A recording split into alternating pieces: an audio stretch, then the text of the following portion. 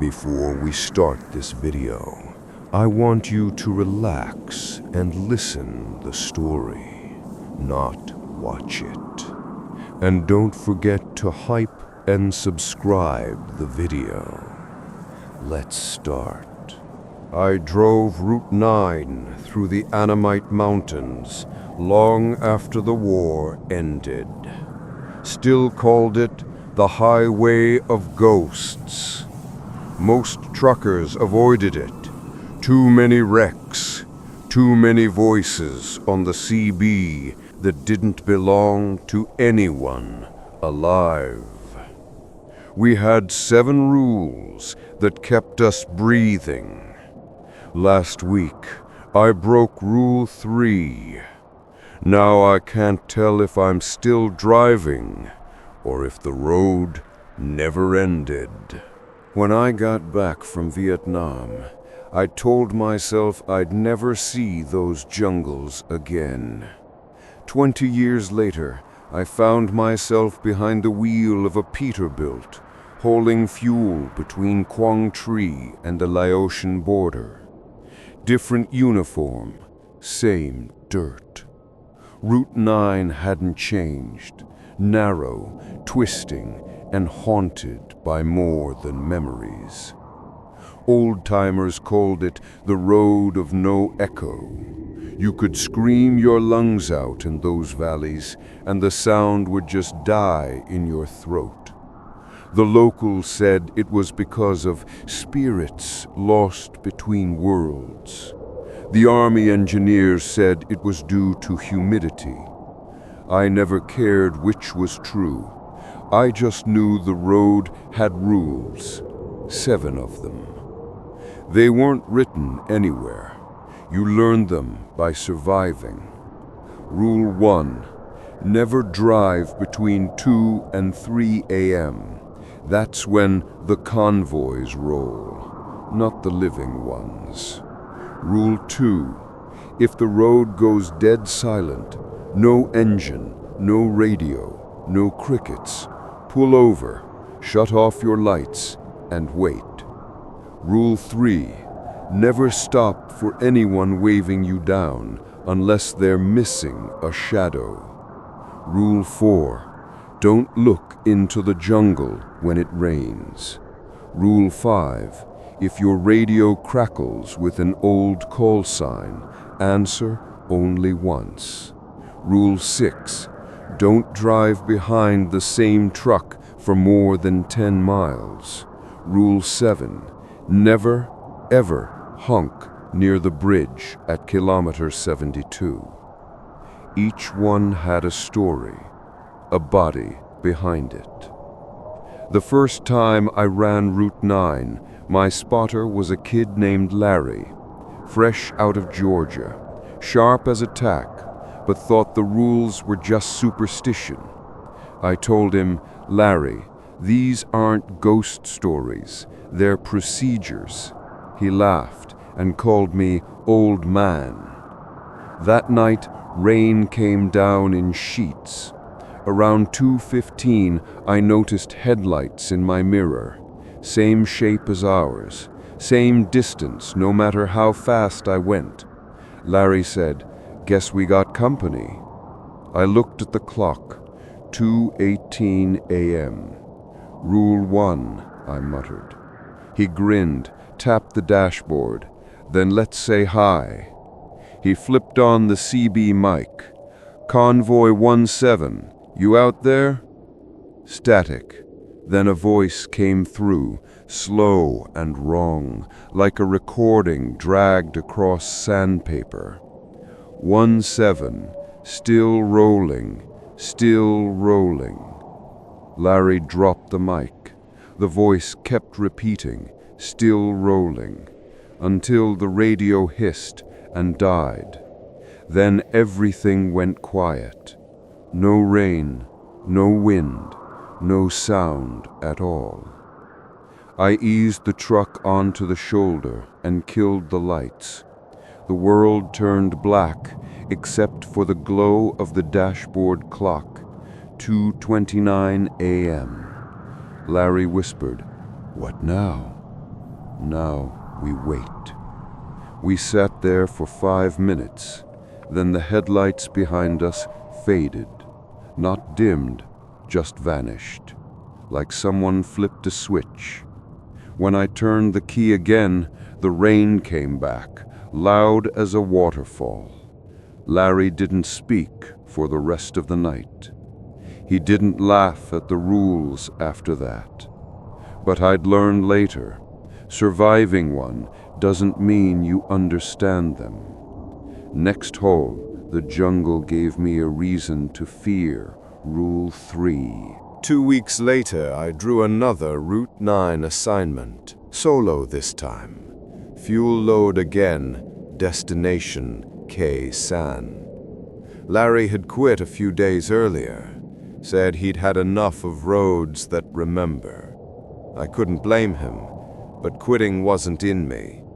You spend enough time in the jungle, you learn the difference between danger you can see and danger that remembers your name. That night, I rolled out just before dusk. The sky burned orange behind the mountains, the kind of light that makes the trees look alive.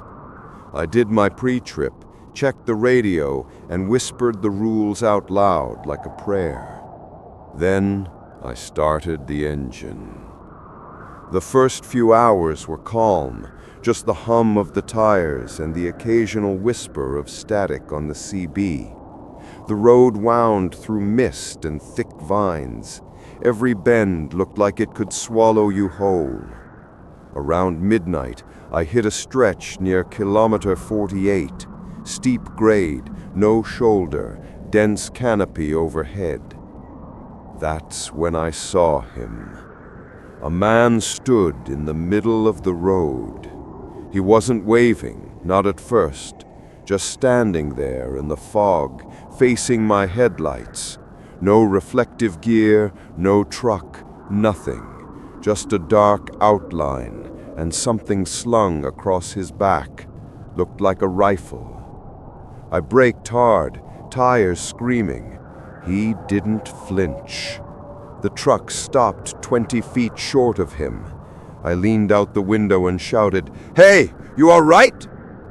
No answer.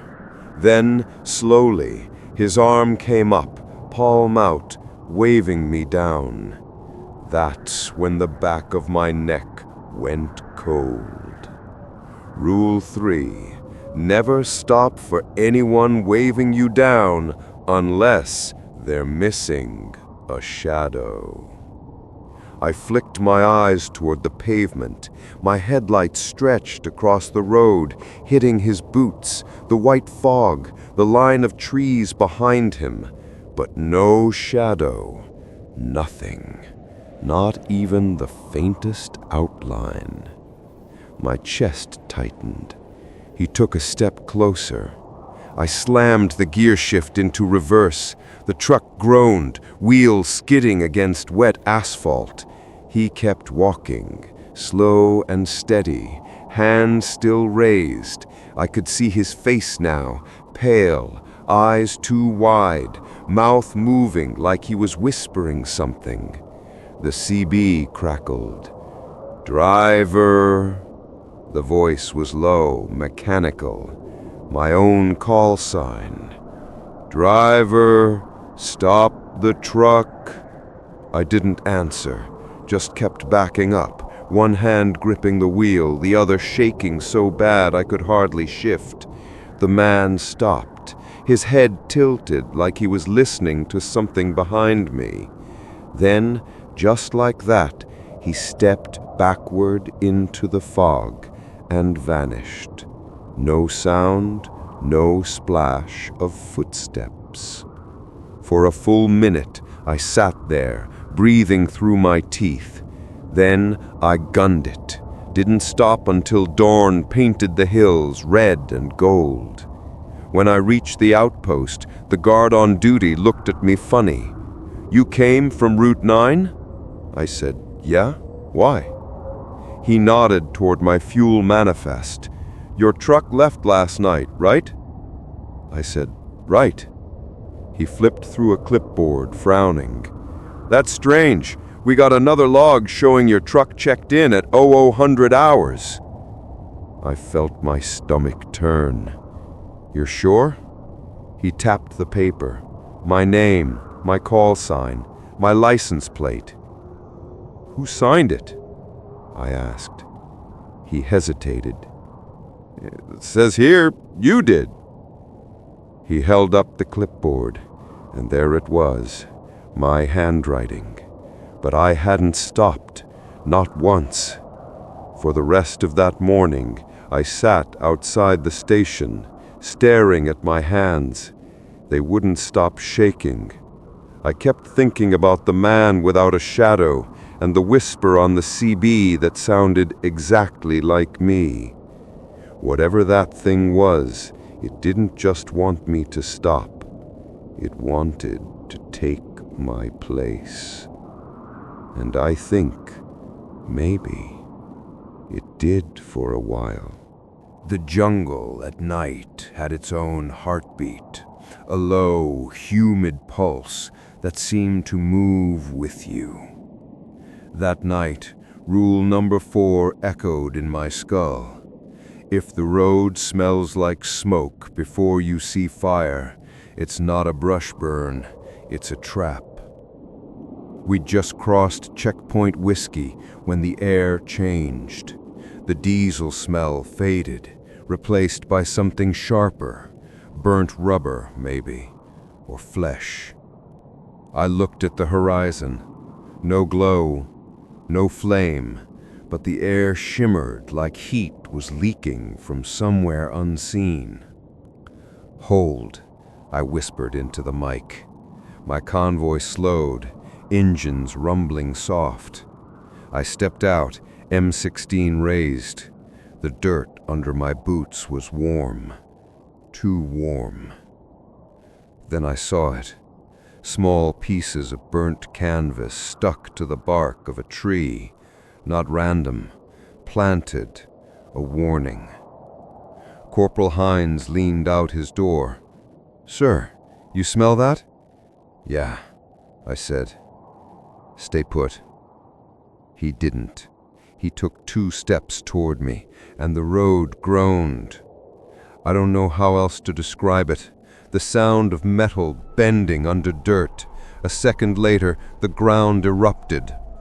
I hit the deck as the front truck lifted off its wheels, split apart like a tin can.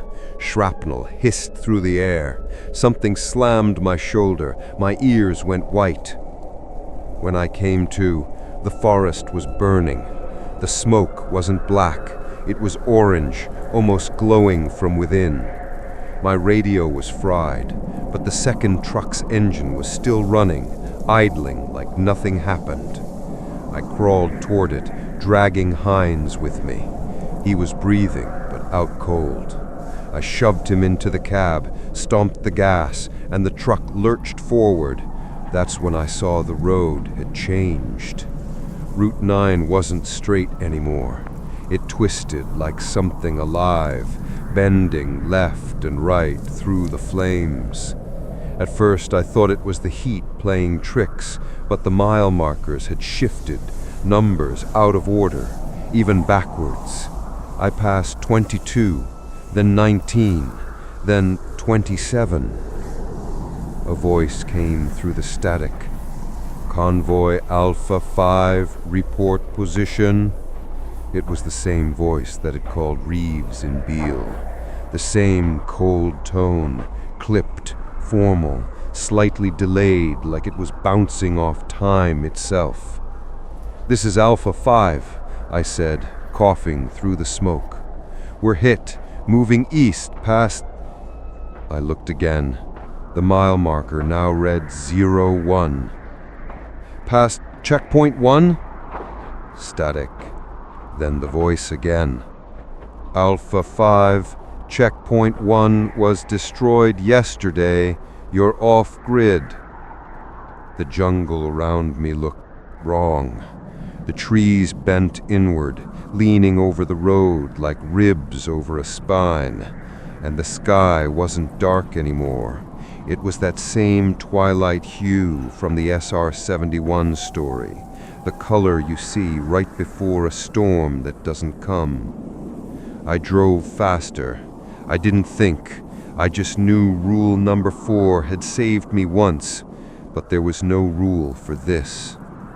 Then something moved in the tree line. Not a person, not even an animal, just motion, like the shadows had mass. And through it all, I could still smell that smoke. Hines groaned beside me, his voice barely there. "Sir, what's that on the road?" I looked ahead. The dirt shimmered like glass, reflecting the truck's headlights, except the reflection wasn't ours. Another truck was driving right beside us in that mirror. Same model, same cargo, same everything.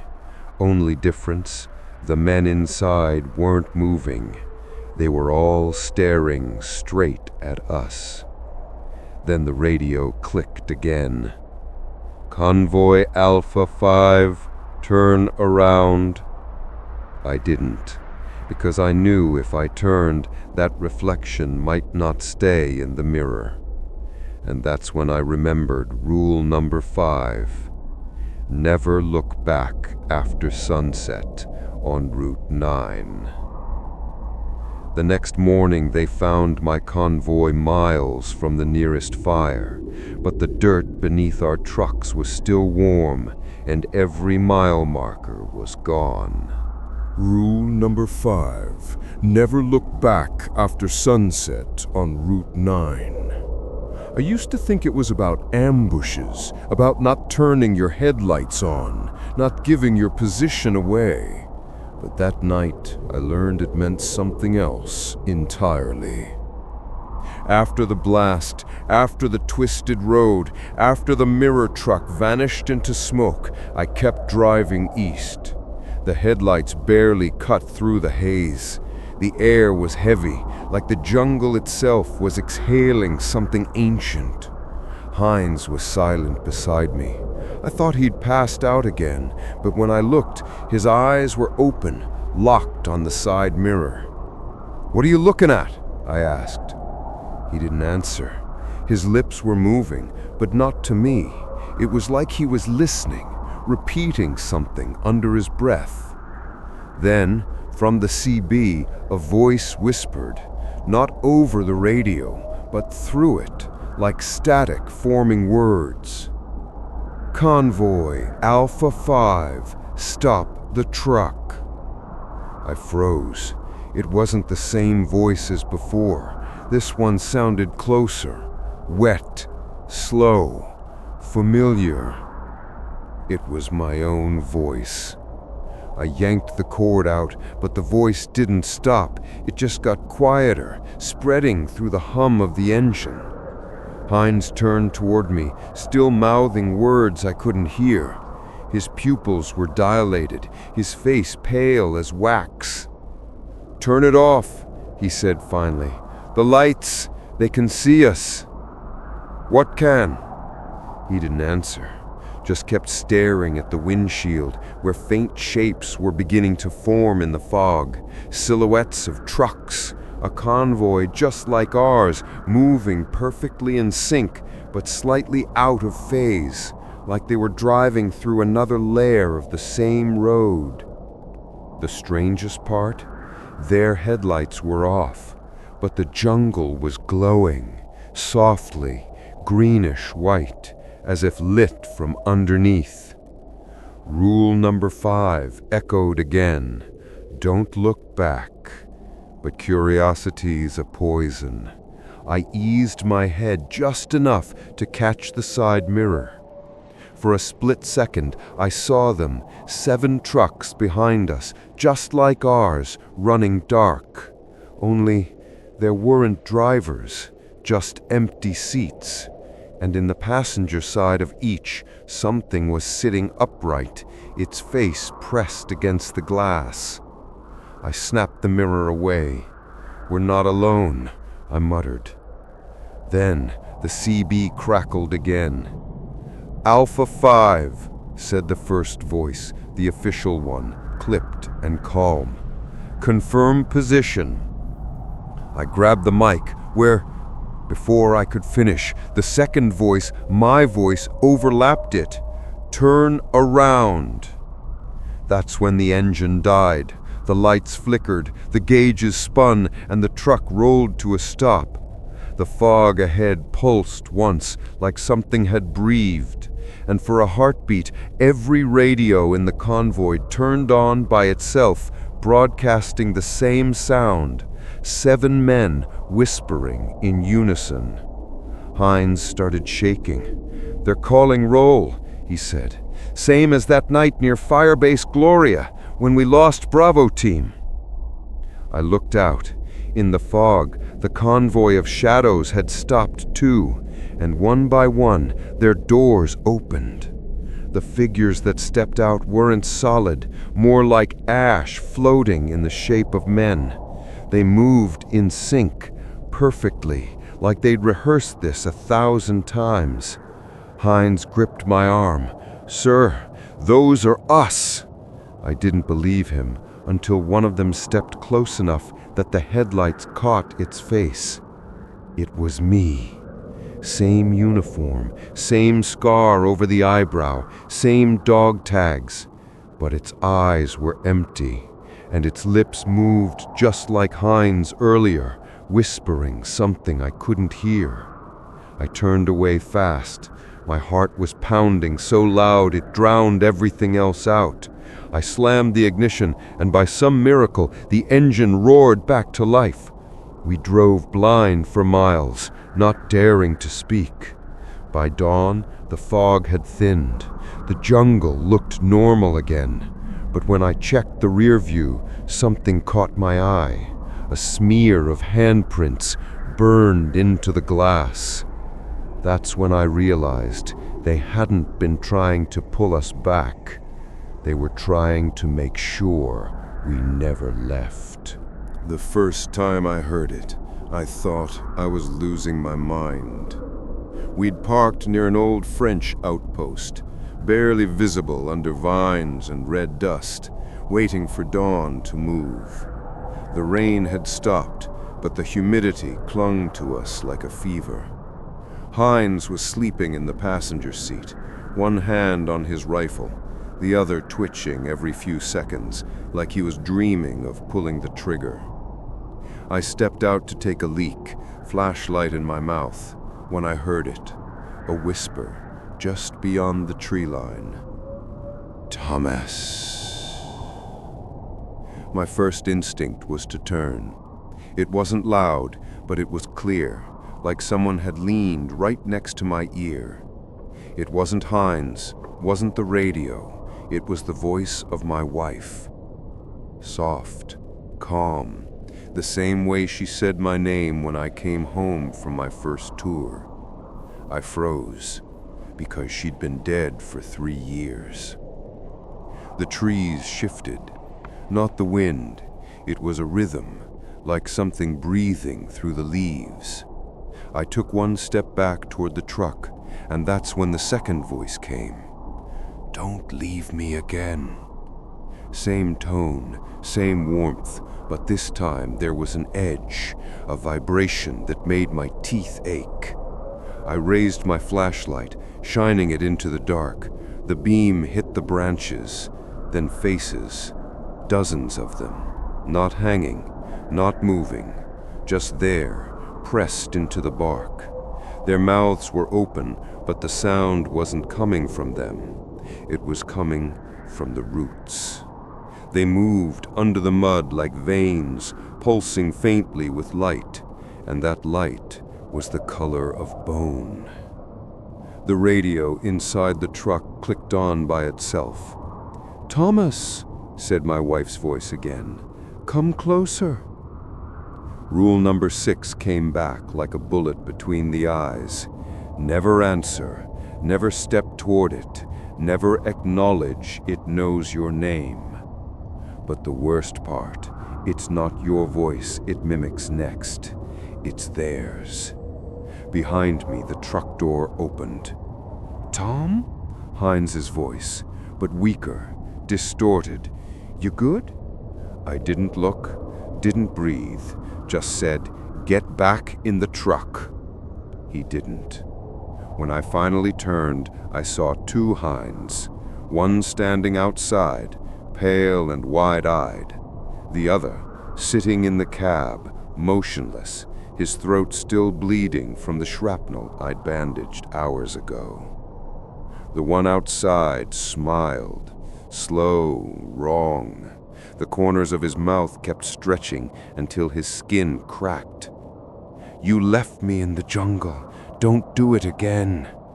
The flashlight flickered. The thing took a step forward, and that's when the ground moved. Roots burst from the soil, wrapping around his legs, dragging him backward as it screamed with Heinz's voice. Then, silence. When I climbed back into the cab, the real Heinz opened his eyes. "You heard it too, didn't you?" I didn't answer, just hit the ignition and drove until the sun broke through the canopy. We didn't talk about it for days, but on the 7th morning, I caught Heinz standing at the edge of camp, staring into the trees. His lips moved once, then twice, like he was whispering back. That night he vanished. No struggle, no blood, just his boots left in the mud and the faint sound of breathing coming from the trees. I kept driving Route 9 alone after that, and every time I passed that outpost, I heard it again. "Thomas." The voice changes now. Sometimes my wife, sometimes Heinz. Once, I swear it used my own voice. But I know better than to answer, because those who do, they don't come back as themselves. Rule number 7 was the one the brass never admitted existed. The rule written by the men who came back wrong. Rule number 7. If someone returns after going missing on Route 9, they're not the same man you lost. 2 weeks after Heinz vanished, we got a convoy order out of nowhere. Night run, high priority, fuel and rations to Camp Fuller. That was deep past kilometer 72. I almost refused it. Almost. But dispatch said they needed someone who knows the road. That meant me. They paired me with a replacement, Sergeant Rickers. Big guy, never blinked. Said he'd done 6 tours before, but no one in any unit had ever heard of him. When I asked who assigned him, the dispatcher's voice cracked, like she was reading from a page she'd never seen before. "From Central Command," she said. "Temporary transfer." We rolled out just after sunset. The jungle was quiet. Too quiet. No birds, no frogs, no wind, like the world was holding its breath. I checked the dash clock. 8:47 p.m. Then, out of nowhere, the radio hissed alive. "Convoy 29, status report." It was a voice I knew, a voice I hadn't heard in 2 weeks. "Heinz?" Static. Then again, clearer. "Thomas, it's me. I'm okay. I found the shortcut." My hands went cold on the wheel. Rickers didn't move, didn't even react. "Say again," I whispered. "Follow the lights," the voice said. And there, just up ahead, 2 headlights flickered through the trees. A truck, same make, same color, license plate even looked like mine, but caked in mud. "That's him," I muttered. "That's his rig." Rickers turned slowly, his expression blank. "If you say so." Then he smiled. It wasn't a human smile, too slow, too stretched, too knowing. I downshifted hard. "We're turning around." "No," he said, and reached for the gear lever. His hand was ice cold. I yanked the wheel, and the truck fishtailed, mud spraying across the windshield. The lights ahead blinked once, twice, then split apart, like two trucks peeling off opposite sides of the road. But the trees on either side weren't trees anymore. They were faces, faces of men I'd served with, mouths moving silently, eyes rolling white. And through all of it, that radio voice. "You left me, Thomas. Don't make me come find you again." The cab filled with the smell of rot and wet metal. Rickers started laughing, deep, broken, like someone winding a tape backwards. I grabbed my sidearm, pointed it at his chest. "Who the hell are you?" He leaned in until our foreheads almost touched. His breath was freezing. "You know the rules," he said. "You made them." I fired. Glass shattered. The truck spun sideways, slamming into a ravine. When I came to, the passenger seat was empty. No blood, no footprints outside, just a pair of dog tags hanging from the door handle. Heinz dog tags, slick with something black and sticky that wasn't oil. The dash clock read 3:07 a.m. I should have been dead, but when I climbed back onto the road, the radio clicked again. A new voice, soft and calm. "Convoy 29, do you copy? You've reached kilometer 72. Proceed with caution." I looked up. The bridge ahead was half collapsed, swallowed by fog. Someone had painted a single word across the barrier in red: "Stop." I didn't. I drove straight through the fog until the headlights picked out the other side. Except there wasn't one. Just open space and the stars, too close, too many, spinning slow like they were watching me. When I blinked, I was parked back at the outpost. The fuel tanks were empty. My clock said 6:02 p.m., the same day I'd left. Dispatch swore I'd never signed out. No record of any cargo, no order from Central Command, no Sergeant Rickers in the system. And when they played back the black box audio, my own voice said, "If someone returns after going missing on Route 9, they're not the same man you lost." I didn't realize it then, but there was one final rule, the one you only learn if you live long enough to regret it. Never tell anyone what you saw on Route 9. When I finally quit driving Route 9, I thought I'd left it behind. That was 15 years ago. I moved to Montana, bought a cabin, no phone, no radio, no reminders. Every night, I'd sit on the porch, look up at the mountains, and tell myself it was over, that I'd made it home.